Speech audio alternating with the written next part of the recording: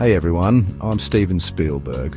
And let's be honest, you probably aren't here for me. You're here because globalization is on your Abitur exam. And also maybe a little bit because you like movies. Welcome to our deep dive into how globalization and media are intertwined and shaping our world today. From the clothes we wear to the music we listen to, globalization has touched nearly every aspect of our lives.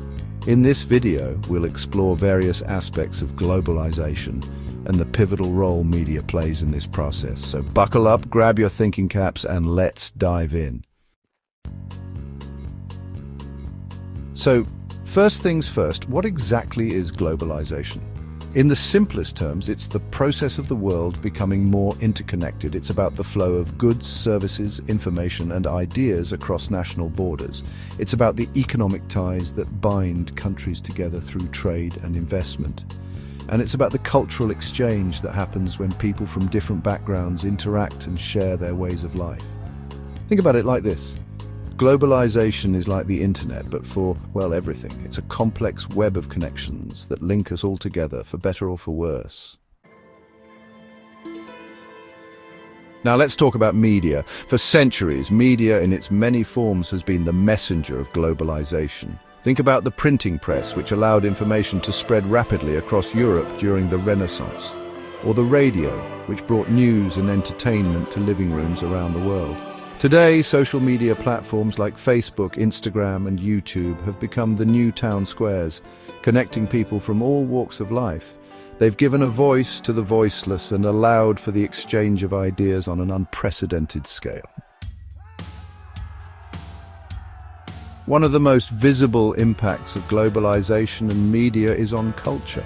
Suddenly, you don't have to travel to experience the world. You can try on different cultures from the comfort of your own home. Some argue that globalization leads to cultural homogenization, with dominant cultures, often Western or American, drowning out local traditions. What's clear is that media plays a powerful role in shaping how we see and experience different cultures. Imagine, if you will, a world without instant news. That's the world people lived in before the rise of global news networks like CNN and BBC. These 24/7 news channels have brought the world closer than ever before, for better or for worse. This constant flow of information has undoubtedly shaped our understanding of the world and influenced global public opinion. Let's talk about who controls the megaphone, shall we? A handful of powerful media corporations dominate the global media landscape, controlling everything from news channels to film studios to music labels. These media giants wield immense influence over the information we consume and the stories we hear. Critics argue that this concentration of power can stifle independent voices and limit the range of perspectives presented to the public. In our hyper-connected world, media plays a pivotal role in shaping political discourse and influencing democratic processes. From the Arab Spring uprisings to the Black Lives Matter movement, social media has become a powerful tool for activism and mobilization, allowing citizens to organize protests, share information, and hold their leaders accountable. But the same tools that can promote democracy can also spread misinformation, sow discord, and manipulate public opinion.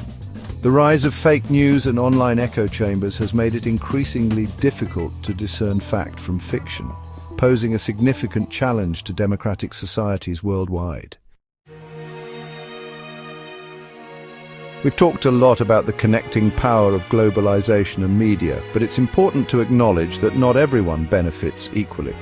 The digital divide, the gap between those who have access to technology and information and those who don't, is a stark reminder that globalization's reach is not universal.